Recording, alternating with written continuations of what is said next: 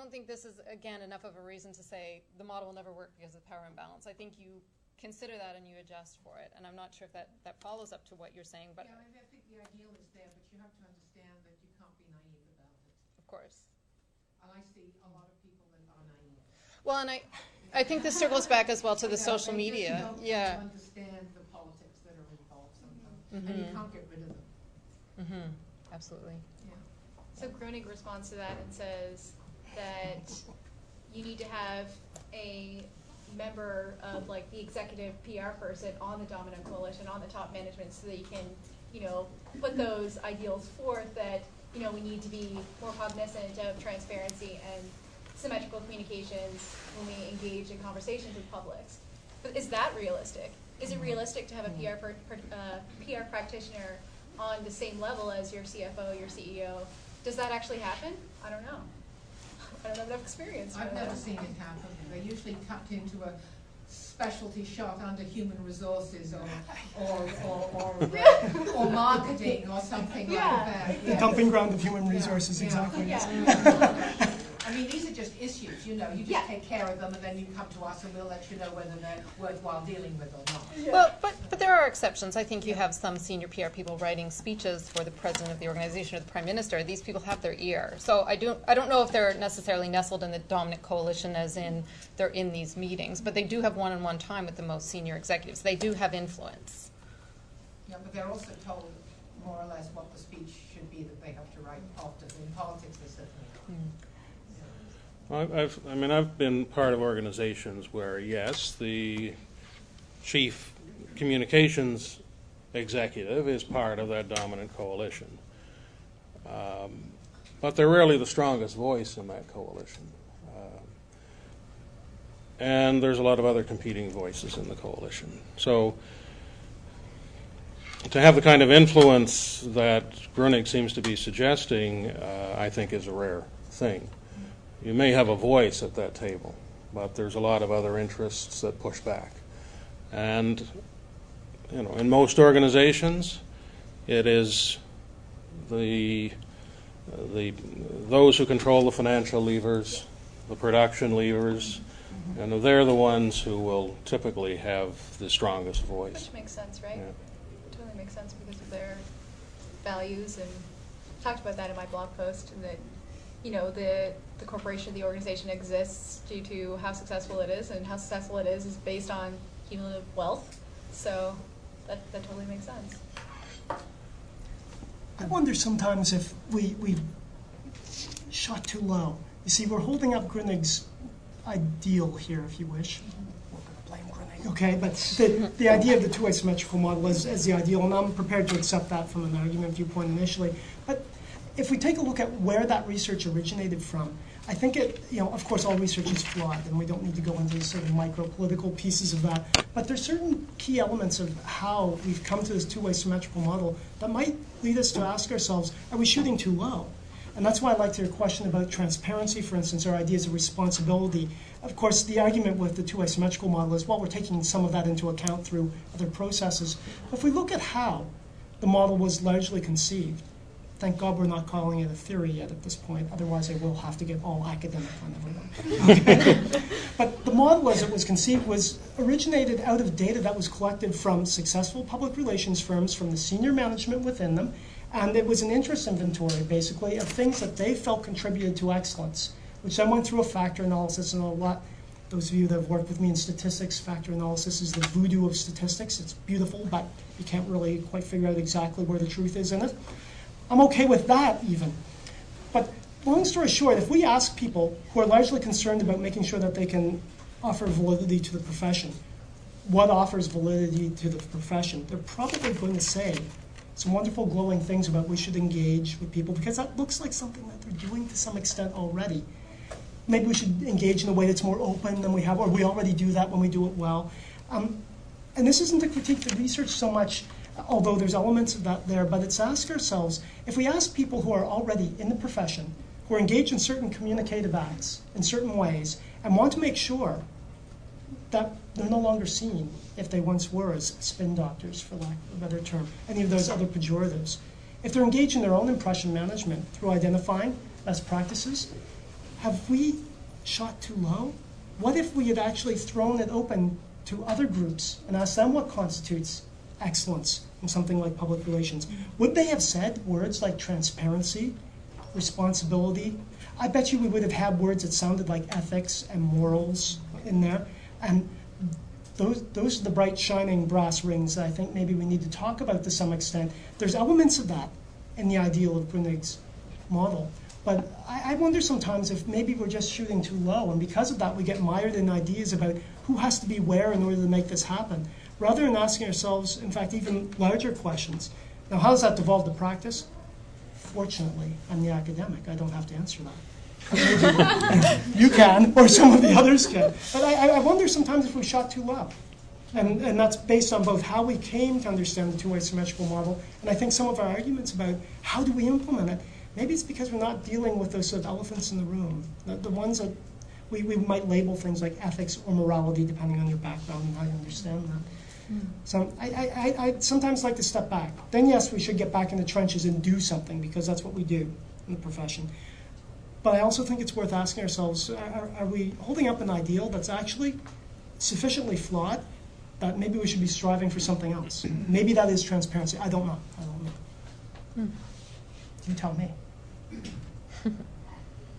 I guess another criticism I was expecting to hear, Oh, there's more. that I haven't yet, is that a model such as this is public relations doing public relations for itself. It's public relations saying, no, we're not about giving orders or about managing public opinion. It's about, is it, and I'm arguing the other side here now, I recognize that, but I'm open to the possibility that maybe the model is our attempt to clean up our own image. Yeah, I can see that.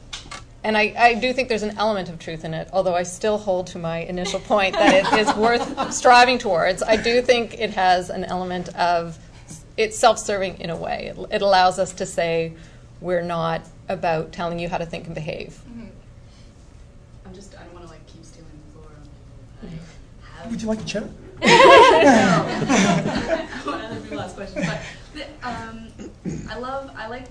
so I have a kind of a crappy philosophy background too. So you have a much better one. Yours isn't crappy. That's not what I'm saying. Mine's a little crappy, but like this whole thing, like this striving towards the ideal is an incredibly, if you know Plato, it's a Platonic idea. So the whole thing with Plato, and actually this is a thing that I don't agree with Plato really, but this is one thing about Plato that I really quite liked. Like he's got this, it's an analogy or like it's a myth basically. So he talks about, it's about finding the truth, right? And I think that's kind of what public relations is trying to do for itself, is to kind of find its own little truth.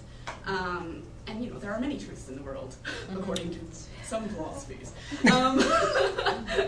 But he says, you know, you go up to the top of he talks about like a bowl, right?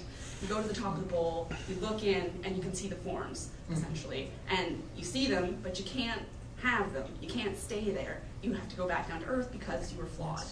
This is the very, very condensed version. But the thing is, you go up and you see these forms, and you kind of get a piece of the truth, and then you go back down to earth, and you can give that truth to other people.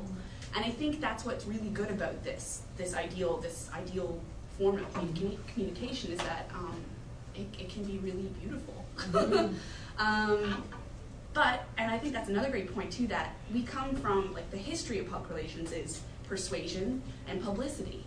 And it's gotten to this point now where it's switched over to maintaining relationships, you know, and that involves collaboration. And that's also beautiful, and that's also great. I don't know if anybody agrees with me, but Yeah, I totally agree with you. yeah, like I think that's something that's really great about what we do. No, absolutely. You know, maintaining those relationships between an organization, and it also depends on agendas, I think, too. Everybody has an agenda. But by saying that, you know, maintaining relationships, you don't put that ideal up there that, oh, we have to have symmetry. Because symmetry, by definition, and Wade posted this on the Symmetry, the Symmetry Facebook page, but symmetry is complicated. It's like you're on even ground. It has to be creative. You have to have an open platform.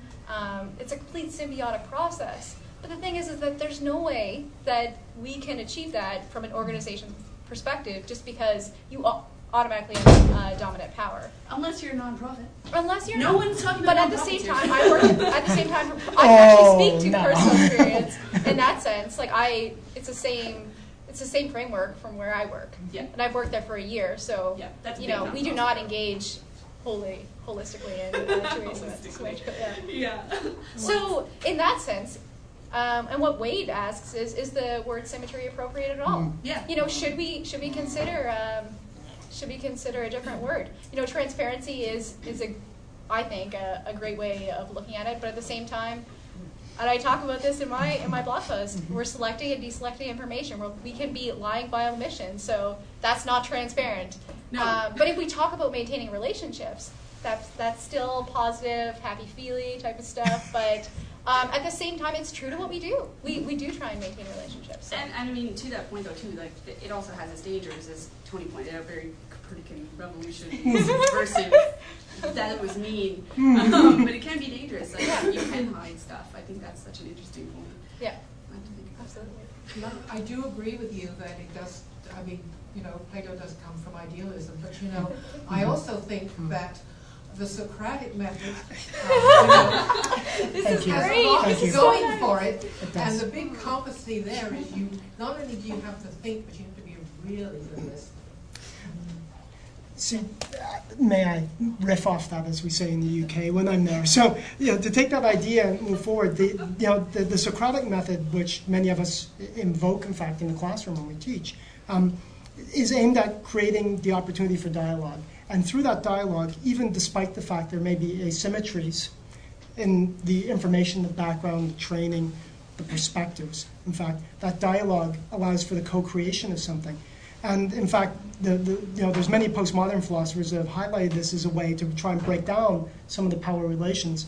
In fact, when Rancière talks about his take on the myth of the ignorant schoolmaster, what he's talking about is he talks about a parable that Jacques originally brought forward, which was the idea of a schoolmaster who's faced with the challenge of teaching a number of students. And the schoolmaster has an absolute dearth of material. In fact, what the schoolmaster has is a textbook written on a subject he knows nothing about, and furthermore written in a language which he cannot read nor interpret. So what they do is they take this indecipherable text, the schoolmaster and the students, and they sit down and they begin to try to decipher it in their own way. Now, do they come to the truth of the text? Of course not. No one knows what that is. Thank you, Plato. But through engaging that dialogic process, in this case, it's a Socratic method with an attempt to reduce the power imbalance, then maybe in that dialogue, something happens. Not just maybe, I suppose knowledge is created. What type of knowledge, we don't know. So the relationship, I think, is great. So if we just stop trying to reinvent elements of what we've known for many thousands of years, notions of dialogue, notions of power being held in relationships rather than one person owning it and another not owning it, for example, in an interpersonal piece. If we talk about how we engage, then yeah, we don't have to any longer declare symmetry. It's unattainable. In fact, the only way you can have symmetry is with a mirror-like reflection, which is basically you looking at yourself. Instead of out through windows. Exactly. So yeah, I think there's something that, Socrates is onto something. And maybe the ignorant schoolmaster model is where we want to come from, in the sense that organizations can create and maintain dialogue, and it's largely organizations in many cases that will hold that to some extent. Individuals may trigger the opportunity for dialogue, but then organizations, if you wish, choose to engage or not. There's power in that, and we can't ignore that. And at the same time, that doesn't render obsolete the idea of dialogue between these entities, whether it's individual or other groups. Yay, Socrates. Who knew they were coming to a philosophy panel today? Well, my students knew. Just maybe to get back to the question of what is symmetry. I mean, I find it a challenging question, and maybe an example would help. I asked one of my co-op students, how closely does your organization model a two-way symmetrical model? And the answer was, oh, well, they do. They have a great two-way symmetrical model because they have channels of two-way communication and so on and so forth, as I suggested before. What was their organization? Well, their organization is the Canadian Air Transport Security Agency. So this is the organization that searches you before you get on an aircraft. Right? Indeed, they do. So how many people would believe that CATSA is a model of two-way symmetrical communication? Who has that kind of relationship with CATSA? But wait a minute. What's CATSA's ultimate objective? It's to ensure that air transport is safe for Canadians who use that transportation mode. How many Canadians would agree that that's a value they share? So here you have an organization that presumably reflects the values and objectives of their most significant public, the traveling public, citizens of Canada. Yet to accomplish that, they have to engage, they're a law enforcement organization. So they have to enforce laws. They have to engage in a public information model most of the time, which tells people, well, these are the guidelines, these are the rules, these are the policies, you've got to follow them. If you don't follow them, well, you might end up not being able to fly. You might be inconvenienced. You might even be arrested. But does that mean that the values of that organization and their objectives are in conflict with their publics? I'd say probably not. They're probably very much in alignment. So at what point do you measure symmetry? Is it at the point where the person's having an argument because they can't get their bottle of water on the plane? Or is it at the point where they're assessing, is this agency doing what I want them to do? When do you measure that? When do you assess that? It's really a case of how you measure it too, isn't it? What are your knocks? Yeah. What do you measure something? Yes, yeah. There's a lot of talk going on behind this desk, and it's remarkably silent in the audience. I find that somewhat disturbing. Maybe someone who's been on co-op terms and has experience with the model could offer one. Tell us your experience. You don't have to ask a question. Tell us something. The question is too concerning, and share with us something. Come on, guys. You can do it. If you want dialogue, it takes two to tango, at least. You didn't come for a lecture. How do you implement a model where someone who is maybe, not formally trained in models has been running departments, so gradually or thrown shock to the system, especially when you're not necessarily going to be the highest up in that situation? That's good. That is a great question. You perhaps can anticipate my answer. You do it subversively, but with the best intentions of the organization at heart. So let's give you a hypothetical that's not truly hypothetical, but we won't name the organization here. You get an organization that recognizes that they have a deficiency in a series of channels. They'd say something like, we need a social media strategy. They don't entirely know why necessarily, but they may have well tasked you as a co-op student, perhaps. Some of you are laughing because this has happened to you already. And really, what you're going to get, the dominant coalition is going to say, so is this Facebook thing really important? Should we do it? Or, our competitors are using Twitter. Or you may get someone who is quite informed, and they'll say, look, we need to be engaged in the opportunity for both external early warning and sensing, if you wish, issues detection, later dealing with management, but also we need to be giving in a certain sort of way. They'll start to invoke ideas of symmetry, but they won't be really seeking necessarily that dialogue. So if you're going to implement in those kinds of situations where you don't have a very clear, rigorous, strategic, and systematic approach to trying to invoke two-way symmetrical communication, what you can do is the exact opposite of what I teach you in strategy classes. What you can do is you can take the tactic and start with the tactic or the channel and begin to build that out into something that looks a little bit more strategic. You can build a better web page. You can build a Facebook presence. You can engage in tweeting. And if you personally choose to do it in a way that begins to conform more with your understanding of the two-way symmetrical process on behalf of the organization, you can, to a greater or lesser extent, drag them kicking and screaming to a strategic notion of it. This sounds terribly like be the change you want, which is actually more or less what I'm saying, but slightly less idealistically. Sometimes coming in with the philosophy angle and the higher ideals isn't going to get you where you're going to go. It may not seem practical, despite the fact you may well know that's capable implementation is practical, or at least, again, striving for that ideal. I know I've contradicted myself. I've tried to tear it apart, and I'm saying, go there. Of course, go there. This is what an ideal is for, but ideals can be either manifest up front. You stand up on top of the chair and say, we need to go here, which has its own problems with power and authority, as you know, based on your question. Or you can implement on an incremental and maybe even a very micro sort of level certain channel management strategies, but you can do it in ways that have a whole lot of two-way symmetrical possibility contained within it. You do that, then what you can do is build from those kinds of successes. I do in the end believe that striving towards dialogue, if you wish, can be regarded as successful even by those who don't know exactly what you're doing.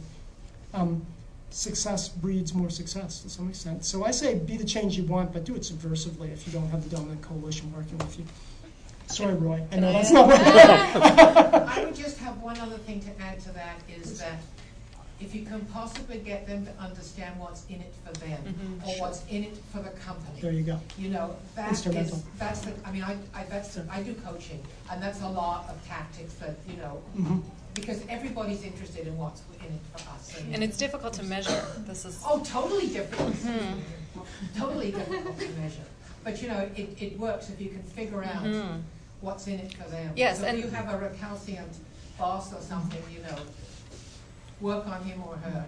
And it's not easy. I mean, I think we should state that this is a challenge. And an example came to mind when Tony was talking. I think it is relevant that we talk a little bit about social media, because when the model was developed, it was 1984, and social media didn't exist. And although there is some perspective around maybe social media is a tool and not anything more than a tool, I do think it's had an effect on this flow of information. And I do think it's worth considering how it's either furthered the model of two-way symmetrical communications, or has it potentially pulled us back a little towards asymmetrical communications. So as an example from my own personal experience, not as an employee, but as a customer, there's a ski hill that I won't name that has a lot of social media channels and uses them very asymmetrically. So I have a child who's on the ski team, and we intend to go up most weekends to ski, and they're tweeting out messages, hill's open, this many runs. They have a Facebook page. They follow. I repeatedly ask questions on Twitter and get no response for them. So I went into their profile. They have thousands of followers, and they follow nobody. They follow 0 people. They've never replied to a tweet. They've never retweeted. Their Facebook page is exactly the same. So this is an inconvenience for me. There's some days where the weather looks iffy. I want to know if the hill's even open. They're not answering their phone. Their tweets are still coming out. They look pre-programmed. Saturday's activity is, you know, half-pipe competition. But I'm like, it's pouring rain. Is it even going on? Do I get in the car and go? So, It's a great example. I can't get an answer. So I think I don't want to come down too hard on this particular ski hill. I think they find themselves in a position which a lot of small organizations do, which is over-committed to channels that they can't staff. And I almost feel it's a worse situation to open up channels of two-way communication and then use them as one-way channels of communication, because then you set up an expectation that you then cannot meet. And to me, it would be almost better not to have those channels. And I see 2 people have raised their hands. I'll come back to you in 1 second. Yes? Okay, I'm going to try and make this as relevant as possible, and I'm not sure who can answer. But do you feel that because the symmetry model was, you know, brought about in '84, and that we've advanced so far recently with social media, the internet? I mean, everyone's on the internet now and on social media websites. That do you feel that having PR at the management table is crucial to to making that work. Like you said, with the ski hill, it's quite asymmetrical, and maybe it's because they don't understand the importance of communication. I truly think they're short-staffed. I inquired at the Hill, and they said because the guy managing the Twitter account is the guy running the lift over there, and at lunch, His hands get cold on his phone. What do you want from him? And I also look around when I'm there, and the place is packed. The customers are still coming, so I'm sure their defense would be, we don't need to engage that way. We still get the business. That's why it's so difficult, I think. I would love to see one of our graduates or even a co-op student working there, making these small changes for them and pointing out why it's important. But I can also see that that person would have a very challenging time going to the boardroom table and saying, we need to be engaging with our customers on Twitter and Facebook. You could have 10 other people in the room going, but why? We're at capacity. That's true. It is challenging. Yeah. Did I answer your question, or do you guys want to add? If anybody else wants to answer. Yeah. But I think it makes sense. I guess it depends on the size of the organization and if you're getting your customers there or not. So. Right. I mean, and I would love to be at that table and be in a position of having to convince them, because I think, with greater capacity, they could open more runs and a bigger lodge. I mean, they could grow. There is options. I don't know how open they are to them. But, There were two other questions over there.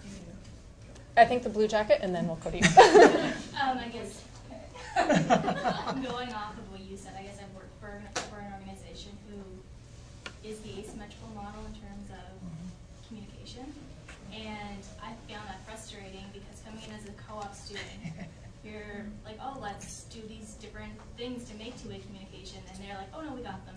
We have a Facebook page. Yeah. We have Twitter, and I'm like, but there's nothing going on with it. Yeah. And then we did have someone sitting at the VP level in PR, but the defeated feeling I had was she had no PR experience. She didn't have a title. She was a lawyer, essentially. So I guess it's difficult to create that when you can so easily make the Facebook page and the Twitter account and the YouTube account and say that it's done. But yeah, I guess it's somehow developing the activeness. Yeah, and I guess my only advice around that would be to say, this is great, like try and praise the organization that has set up the channels for having set them up, and then say, and look at how much better they could be if we use them this way. Point out opportunities that might be there. Yeah. May I respond briefly to that? Because I think there's something very important about historically thinking about 1984. Oh my goodness, I just invoked a looming shadow of Orwellian nature. No, I mean the year 1984, and I mean the idea of two-way symmetrical communication arising largely out of that time period and social media. So, like, I love your question about, so now that it's the brave new world, and here we are, and we've got great opportunities, and everyone's engaged, should we be putting people that understand how this works in positions of power? And I think what it highlights is the fact that we oftentimes equate the glowing opportunities of social media with two-way symmetrical communication. But in fact, in my experience as a practitioner, which I invoke only in certain places rather than here, what I've found is that as we've gained more and more channels that have this weird relationship where it can function both as broadcast media, if you wish, and simultaneously can speak to to individuals. Now we start asking ourselves, what's a public anymore? If we're speaking to individuals, and also we can broadcast at the same time. It shakes the foundations of how we understand how to delineate who people are and what kinds of messages that we want to engage in both delivering them in the asymmetric model or dialogue. And the practical implication of this is when you've got a medium that can both speak to individuals very keenly, but at the same time can be broadcast, that's what we call marketing. So the fact that we're talking about channels now, we're using that terminology, and we're starting to think about business-type situations or these exchanges that look like that, I don't think is by happenstance. I think the great lure of social media is the potential for something that looks like dialogue, and at the same time, because it's broadcast in many ways, much more like a broadcast medium, notwithstanding locking profiles and following and likewise. I think what's happened is we've got this tool that can be used in two very dramatically different ways. And when you're faced with the very deep difficulties of things like dialogue, well, the easy way out is to use it as a marketing tool. In fact, not even as a really sophisticated marketing tool, more as a sales type tool. And when you do that, you can claim that you've got it, but at the same time, you're using it more or less in either a targeted or in a more broadcast manner, but it doesn't really look like we're speaking to publics. It looks like we're either speaking to individuals, whether we've identified them or not, or speaking to everybody. I think that's the strange thing about social media that makes it so fascinating. It can do it all simultaneously, and we haven't really seriously had that conversation about how to speak to individuals while we're speaking to everyone else at the same time. That's why we're wondering whether or not public relations professionals can handle this, and lawyers instead are doing it. Maybe. I think we had one question here and then over here. Yeah, I guess I was just going to say, I was kind of thinking about this before, but then now it's really like kind of into play. One thing when I think organizations are thinking about developing or like getting a Facebook or getting a Twitter is they're trying to engage with their publics and maybe gain, even from like a marketing perspective, they want to gain new customers, so they want more people to come to the ski hill, they want to know, like provide lots of information with them so that they're aware. What I thought was really interesting about how they're not following people back though is that it's almost like they're doing it, it's a good way to provide information to their customers, but I could see how maybe they would think, oh, we don't need to follow people back because, well, you know, obviously we're gaining lots of business and everything's going fine and dandy from the business perspective, but then it's like, I guess from the public relations perspective, it's like, what about your reputation though? And then what happens if there's a crisis on the hill? And like, how are you going to be known to your publics? Like, are you going to be known as the ski hill where we go because it's convenient and because we know that it's open and we know this? But it's like, do we trust them? I don't know. So I just That's a very good point. Excellent. Yeah. I just, on social media, again, we talked about like asymmetrical communications and things like that, but what about the instances, for example, my last co-op, I did it with a small not-for-profit, and really all their communications fell under their marketing department. They didn't have a large budget, so we focused a lot on social media to get our word out.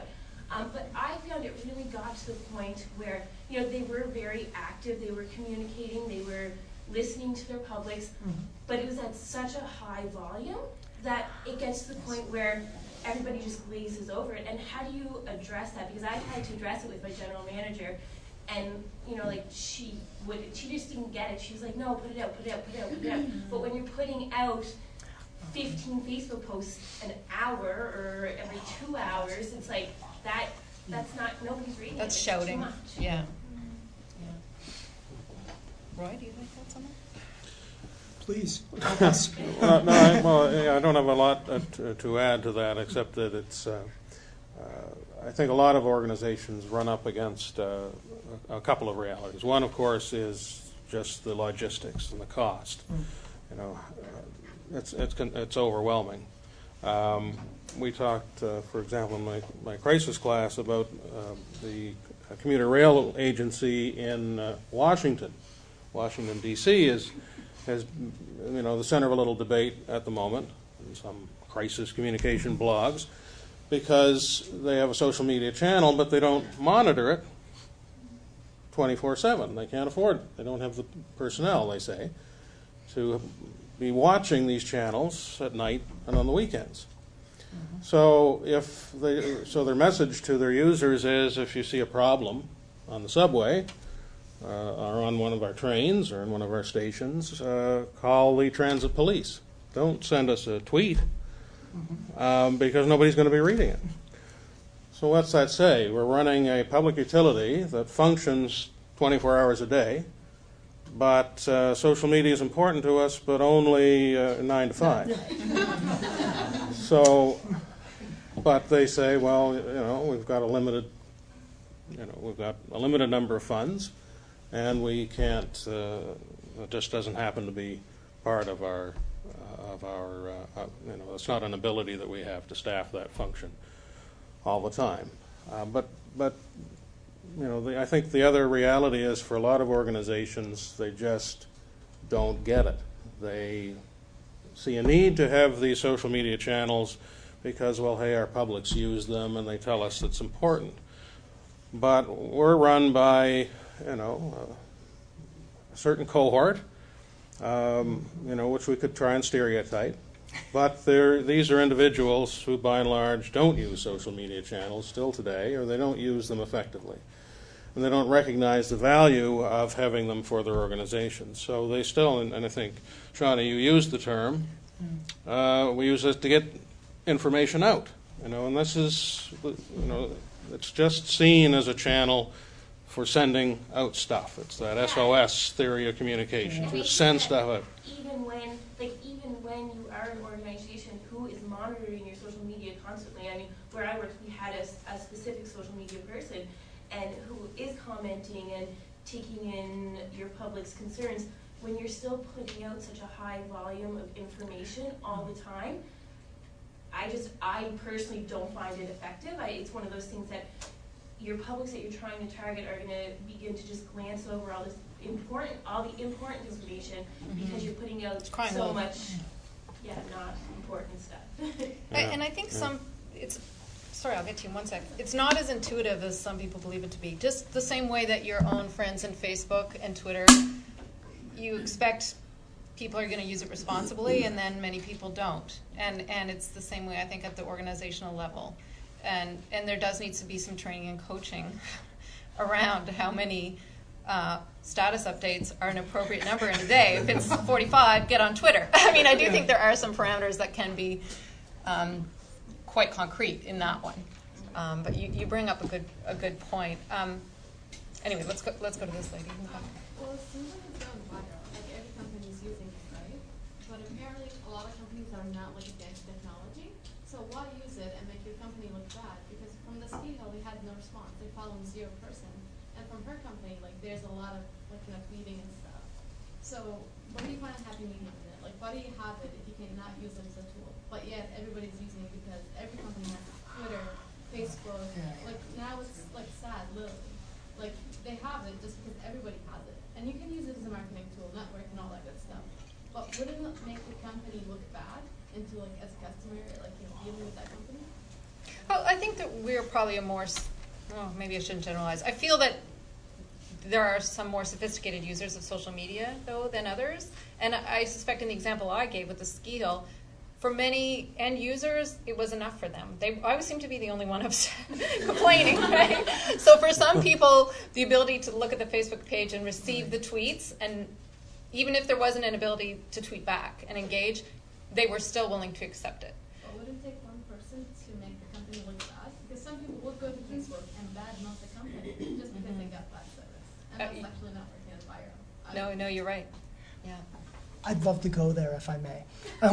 So, we've been talking about a number of issues in terms of how technology and communicative actions speak to things like, we'll use the term corporate reputation. I mean, it's trite. We could say organizational reputation. That might be a bit more inclusive. And, the classic theory that all of you at different points have seen through various courses and certainly through your experience and background is that there's this notion of image, which is largely how the organization portrays itself and is seen externally. And then there's this idea of identity. And of course, we can implicitly understand the idea of identity because we all want to feel authentic and true to ourselves and have deep personal knowledge, so we imagine that organizations could do that as well. When we see an organization that does not have a clear understanding of, for instance, in your case, how their use of social media is both perceived externally, but also they don't necessarily have a clear idea of exactly what they're trying to accomplish with it. So yeah, we're talking about strategy here in a weird sort of way. What they're also saying implicitly is that they don't have a strong identity. Think about what happens when you go to a party, a cocktail party. There's two main types of people you'll meet there. There'll be the people that have a very clear point of view. It may be obnoxious, you may not like it, but you'll know where they stand within that first few moments of a conversation. They might be intriguing because of that, they might not be to you, but nevertheless, you have some understanding of who they seem to think they are, and that comes through quite clearly. And you may not like it, but you'll probably accept it for what it is, and then make your own actions contingent. Do I talk with them? Do I leave and go and try to find some more canapes I don't want to eat to get rid of them? Whatever. You can make a decision based on how you interact with them. But then think about the person who's talking to you, and then that person's talking to your best friend next to you, and they seem to have morphed and changed into something different. And then you hear them from across the room, and they're different again. You don't know who they are, because they don't know who they are. they're only who they are through their communicative acts, through how they represent themselves, and it's very different and inconsistent. They're blasting a lot of stuff out, but it's not clear that they have any sense of who they are. If we take that trite analogy, using a sort of interpersonal sort of piece, what I maintain is that strategy is one of the tools by which an organization is forced to come to terms, to some extent, with who they are. And if they understand who they are, they might have a shot at understanding whether or not 15 status updates in an hour actually represents them well in terms of their authenticity or not. I think you have to start from the beginning, which is who are we, what do we do, why do we do it, how do we do it? And even if others won't agree, even if the ski hill, I almost used the name of the ski hill because I have the same beef, okay? Cone of silence. Even if the ski hill alienates certain of us, as it turns out at least two, okay?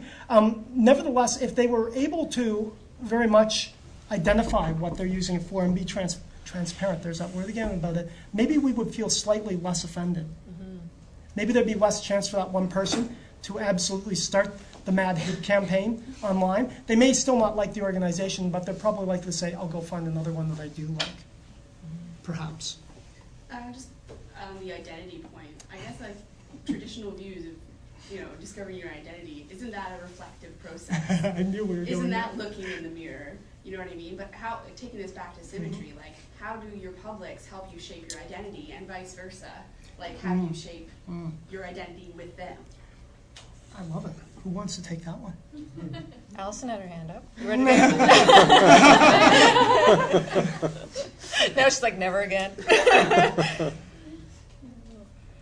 I honestly can't. I'd make a point Please. with what Kelly said. Everyone, this is a celebrity. This is Wade. One of the fundamental characteristics of identity is vulnerability. And what that means is it doesn't just mean that when you go out and meet people, some of them aren't going to like you. They're going to talk about you behind your back. And some of them are going to damage your relationship with your girlfriend or your boyfriend. And this is just fundamentally part of what it means to have an identity. You cope with it. You take that up as part of the loss that's necessary in order to make yourself a human being. You're fully well adjusted to that as a person. If you're not adjusted to it, well, get used to it. It's pretty grown up. I still have to deal with it. Then the interesting thing with respect to that, it goes to what Tony was saying, what this young lady mentioned as well, is that corporations have a lot of trouble with that notion. And the very questions that you're asking are fundamental to that notion of, no, this is what we are, and we're going to make sure we can't afford any loss of identity structure. We can't afford to have a dialectic of identity, which is what Kelly is proposing here. I think it's really, really important. And what I think is most interesting about technology right now with respect to this, that's why it's the central question, is Facebook is going to make them. This is not something that had happened before. And if there is going to be a mutuality structure in the future as a result of these kinds of technologies and related to some extent to what the term symmetry actually means, it's that it's not going to play that way anymore. Corporations aren't going to be able to develop that way. They're not going to be able to maintain that. The fundamental structure for maintaining that is propaganda. We start out knowing what we are, and then we make sure everybody else believes it, and we just put all the money we can behind making it work that way and making people see things that way. It's not going to be that way for those organizations anymore. It can't be. And what that implies is that doesn't imply more profit. It doesn't mean that they're going to learn how to, doesn't mean that any of your companies are going to learn how to create a perfect identity. If there's one out there, please let me know. Because as I say, I'm still dealing with it. What it means is that they're going to have to incorporate the structure, the concept of loss into the vocabulary, which they can in other ways. So, Thanks, Ed. The wonderful thing about us having this discussion here is we're largely talking with people who conduct themselves in the field of public relations, and even more broadly our focus in communication. But the need and the identification of the need to deal with these issues is happening, from my viewpoint, in corporations, in for-profit industry as well. They don't have the same words, and they don't have the same depth of understanding, I might argue, in certain ways. But what I do see is the recognition of the need. there is discussion in strategy circles, senior strategy circles, about the idea that an organization comes into being to fulfill a certain need, but that need will likely change rapidly and in unforeseen ways. Now, that's seen as being scary, maybe a threat, but there's also recognition that it probably can't be controlled in the modern world as well. So if nothing else, the problem from their viewpoint, the opportunity from ours, is becoming more apparent. And the wonderful opportunity for public relations practitioners is that you have both, arguably, the perspective and the training to be able to interrogate that sort of moment of opportunity that may be seen actually as threat by organizations. That's one of the reasons why I'm so, dare we say, bullish on the future for public relations practitioners that understand notions of dialogue and authenticity, broadly speaking. Because I think even big bad industry is starting to realize it needs something. It doesn't quite know what it is yet, but they can identify that there's a need. And that's, of course, the beginning of some opportunity.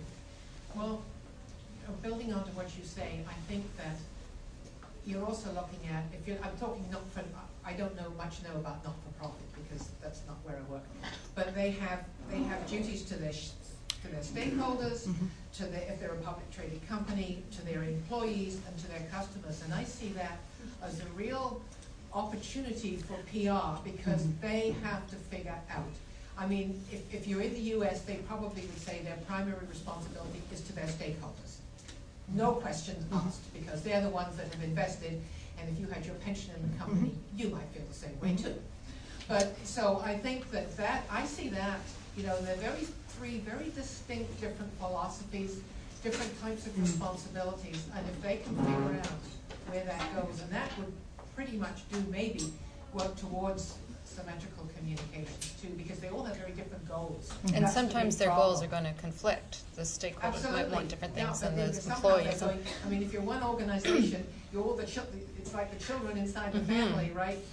They're going to have to learn how to sort themselves out and where their responsibilities lie. Yeah. Speaking of goals, I think one of the things that can pull us away from our ideals as public relations practitioners is that we're often given goals that are marketing and advertising goals, asked to use public relations methods to achieve those goals. And so that puts us in the shadow of marketers and advertisers, and we're constantly trying to prove ourselves as a way to prove our worth. But I think that sort of changes how we think. We end up doing things like add value equivalency, which you know figures out what did this media pitch do, what would it look like if we were buying an ad in place of that. And I think that sort of changes our focus from looking at opinion to looking at the money that we would have been spending. And I think that can sort of pull us away from that ideal of as communicators and turn us into marketers. I think it can change the way we think. No, you're right. I mean, it's, as I said before, it's difficult to measure successful communication strategies. They're not quantifiable very often, the way marketing it could be. And I agree with you that it is a challenge, and I wish I had some solutions to offer. I mean, anybody? Who was in my class yesterday? What did we look at? Did we not look at Google Analytics, and did we not ask bigger picture questions like that? We did. But Tony, I mean, even with Google Analytics, I have my own website. I can look at my own stats. I can see that on the days I post new blogs, I get 200 visitors, and on days that I don't, I get 20. Does it turn into new business for me? Actually, it hasn't. As a funnel analysis, it might. What's different about looking at the endpoint, which is what you're talking about in essence when you're comparing how you're betwixt and between. And when you look at the process by which someone, which Google Analytics you got to pay for, so you're not getting it free anymore. Yeah. The paid for add-on. What happens is if you can begin to try and trace the relationship, how that relationship evolves. Of course, we can't know all the intimate details like anything, but if we can find the markers of it, who came to your website based on not just the immediate point at which they came to your website, but in fact, how long since they last visited that immediate website prior to actually making a purchase decision, how many other websites did they look at in between there before, in the case of something as trite as purchasing. What I'm getting at, though, isn't Google Analytics, okay? Although, yeah, it's an interesting heuristic to describe this. Quantification is the issue. If you're in an organization that needs some type of result, they opt out for quantification because it's easy to understand, it's easy to process. And if we can't find ways to describe the relationship as it unfolds, the ways in which it unfolds, if instead what we look at are the effects of the relationship, then you come to one of my MBA classes where I teach supply chain management and it's factor inputs in and stuff out. That kind of sounds like a marketing model applied to deep communicative issues that deal with things like opinion. But if instead you can get, even as trite as it is, I'm not on the payroll of Google, so no, I don't get anything from it. Even as trite as it is, if you look at the sort of process funnel analytics that they offer, one of the things you can do is you can begin to quantify how many steps took place between the first contact and, say, the purchase decision over a month, over 2 months, over 3 months. You can look at the length of time not only that someone spends on your website, but then where do they go afterwards to some extent, and then you can begin to trace how long they stay there as well. So it goes beyond the endpoint analysis. Now, I'm not pitching that I want everyone to quantify relationships. My goodness. Can you imagine a world where you turn to your spouse and you say, on the whole, I'm generally satisfied with you. No, what we want is the love. We don't want satisfied. We want something more than that. But in the world where things are measured, then maybe, as trite as it is, elements of measuring how a relationship unfolds gets to the value that we offer somewhat differently. It's imperfect. It's certainly imprecise. And it may, in fact, be playing the game according to rules we choose not to, and I'm open to that as well. But if you're in a place where the metrics matter, then part of the subversive way of getting to what we're trying to accomplish, I would argue, is to use that very tool of quantification, but use it in a sophisticated way, trying to manage the understanding of how the relationship unfolds. Something to consider, at least. We only have 7 minutes left, but Alison, do you just a quick one. We're trying to be really transparent. Right now I'm live tweeting this event from the Mount account, and I'm one of the people who does it primarily in the office alongside Lindsay. I'm trying to be very open about that. And we just live tweeted and we were talking about Facebook status and how much is too many, and Twitter, how much is even too many for Twitter. And it is a very real, when we live tweet, although there are moments that make us break schedule on occasion, it's not a free-for-all of quotes. And, trying to keep as the hyper-frequent one after another in little bundles of information is a way that we can maintain the broadest sense of all our relationships. And I mean, just looking, monitoring this at the same time, we realize that we're not going to reach out to every person and have the same relationship with them based on just one medium. So I don't know, we may have lost some followers, but I can also see that we've gained a bunch. And the followers that we have gained are the ones who are going to be attracted to this type of information that we put out. Whereas the followers that we've potentially lost, maybe we haven't, but there's always that potential. Maybe they weren't as connected to begin with, or maybe there are other ways to reach out with them that they're just going to enjoy more. Because that doesn't mean the relationship fails to exist. It means that the relationship is just not one that is adaptable to the style of Twitter. So, for example, we have a lot of people who come and do events here. Maybe they're more interested in the website part of our calendar, or in even calling us up and having discussions about advertising or something like that, and are following almost out of some sort of courtesy. But as we provide to perform more and more relevant information, it's about getting people with the right tool for them, as opposed to being all things to each person with every tool. So I think you're really talking about quality over quantity. We're not just trying to collect a huge number of followers who aren't interested in what we have to say. I think it's a really valid point. It's engaging with people who are interested in the engagement process. Props to whoever just followed us during that speech, by the way.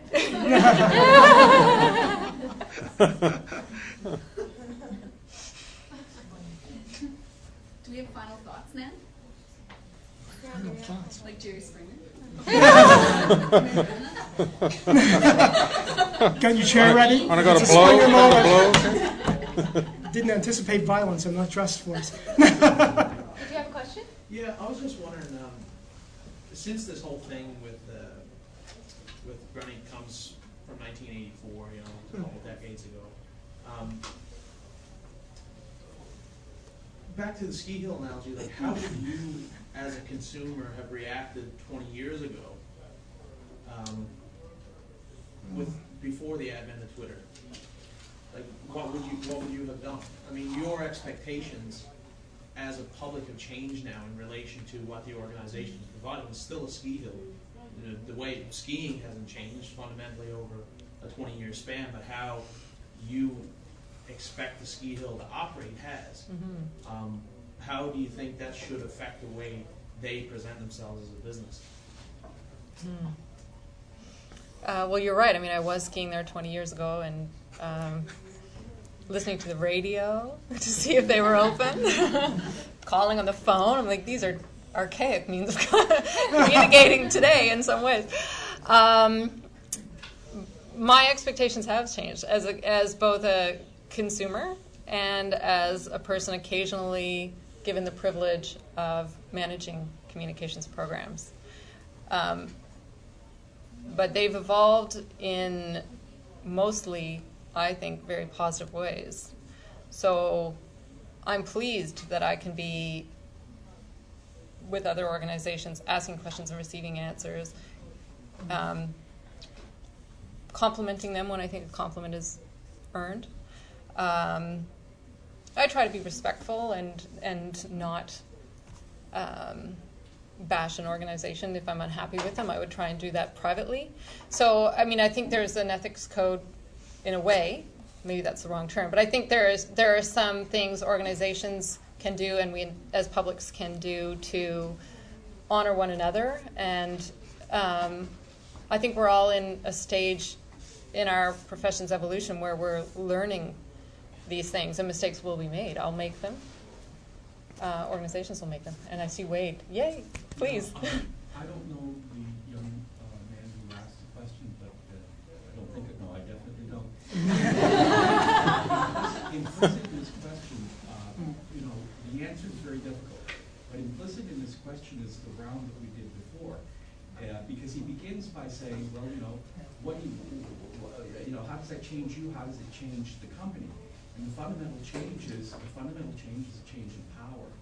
What you experience, if you look at the nature of some theories of communication, what you experience as you move through the world, with Twitter in one hand and Facebook in the other, is you experience heightened power in your relationship with organizations. I mean, I've had these events happen to me. I put something up on Starbucks page one day. So because you experience that, that is a disempowerment of the corporation or the organization itself. At the same time, you can damage it, which is what we mentioned before. And then the question is, well, what can the company do to prevent that?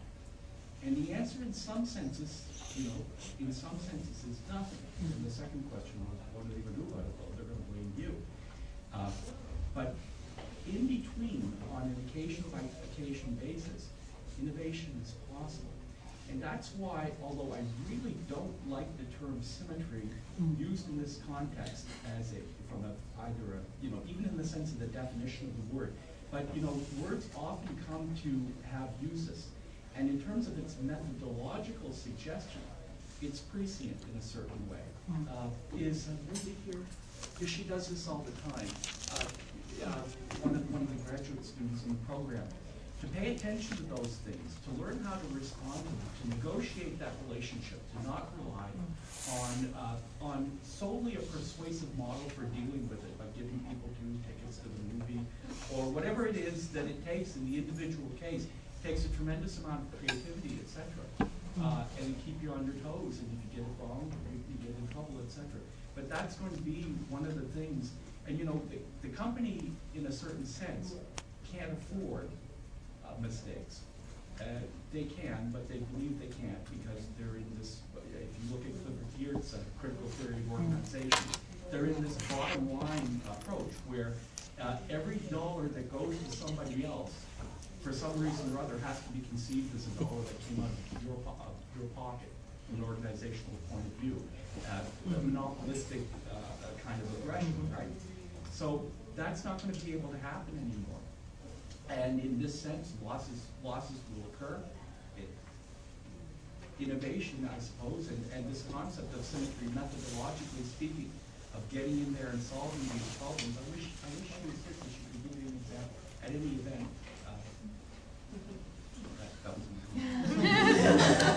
I don't wish to appear rude. I teach at 3, so I'm going to thank you all very much for coming today and slip out. Thank you. Just make one further little observation based further to what Wade was talking about, I mean, this interest, this notion of a power shift as a result of social media is really very interesting. We had a conversation in one of my classes recently about the tyranny of social media. You know, the companies, the organizations that do monitor social media quite closely are sometimes very quick to respond. So when they start to see some negative message going viral, you know, they'll jump right in and they'll communicate with those individuals. They'll maybe give them stuff. You know, here's some coupons, go away. You know, say nice things about us. I mean, they're very effective. But we've seen some cases, for example, where, you know, companies see some negative reaction generated to one of their television ads, so they immediately pull the ad off the air. But is that really the right decision? How many people have joined that conversation? And how many people are driving that decision by the company? Are they overlooking perhaps a silent majority of people who don't share that view? So there is a power shift in that case. Is it? But what does it really represent? You know, have we just moved the levers of power to another interest group? Maybe doesn't necessarily reflect the whole range of consumers or publics that organization is supposed to serve, or thinks that they're serving.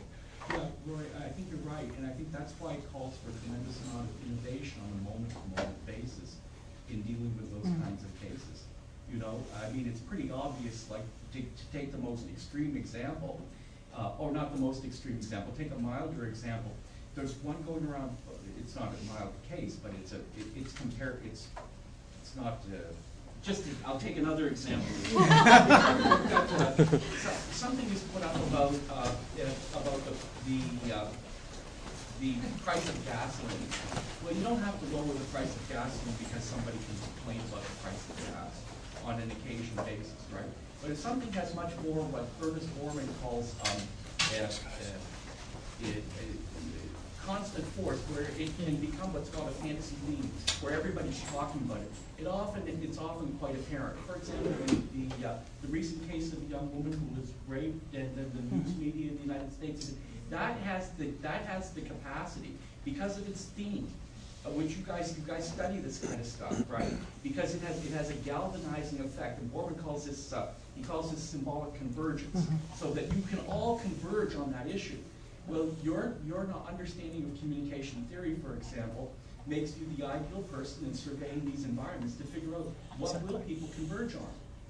It's one of the things that you'll become an expert on, and then other things you'll recognize will not be as likely. And that's why I think it's an innovative process. And so, Roy, but to make clear, I absolutely agree with you. You can't go and jump on every bandwagon that happens to marginally flare up on a moment-to-moment basis, but I think it's a case-by-case. In part intuitive, or do you think, Tony, quantitative?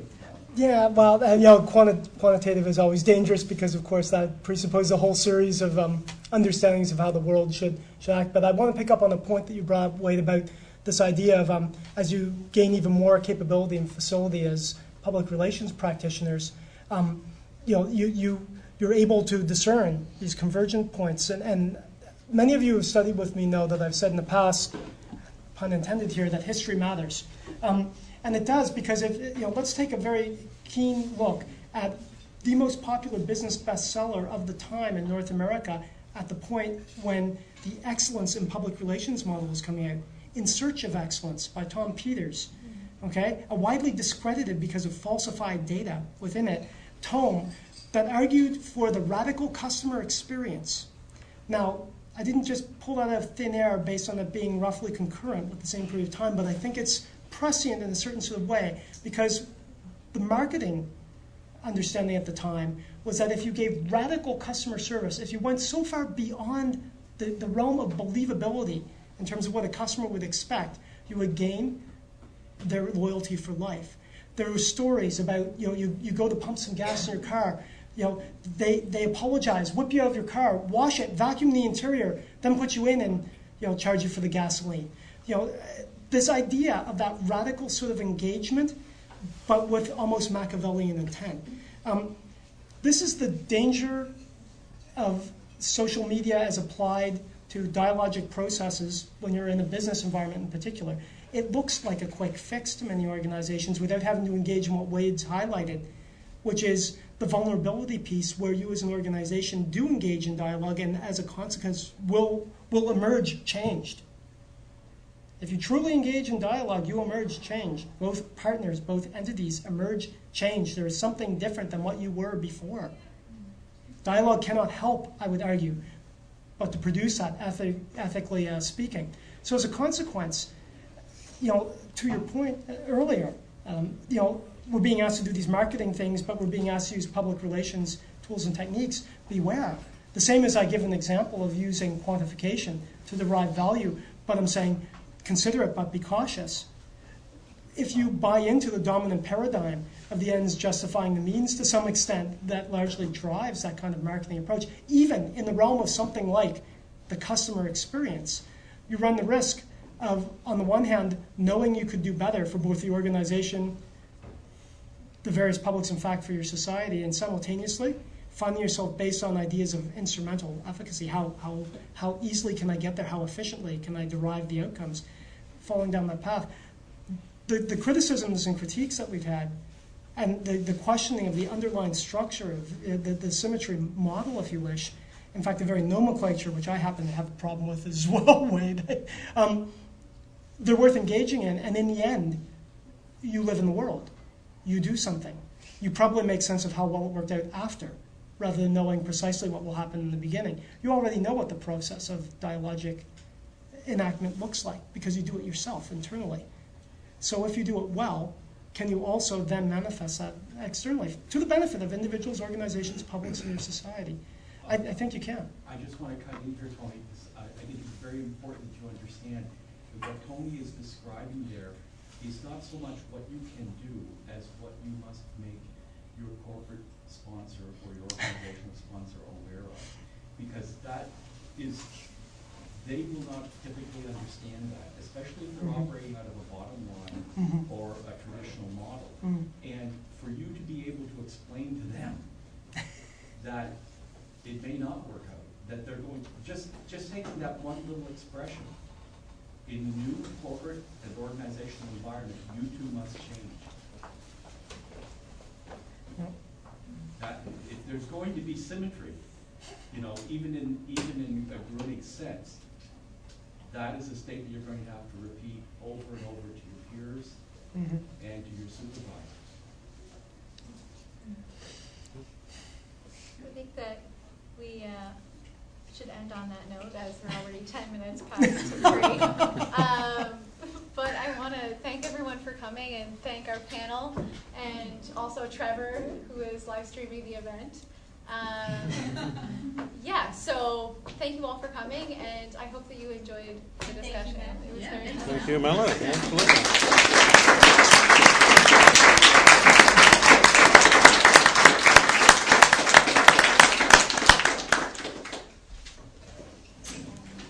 Let's do that again sometime. That's the next topic.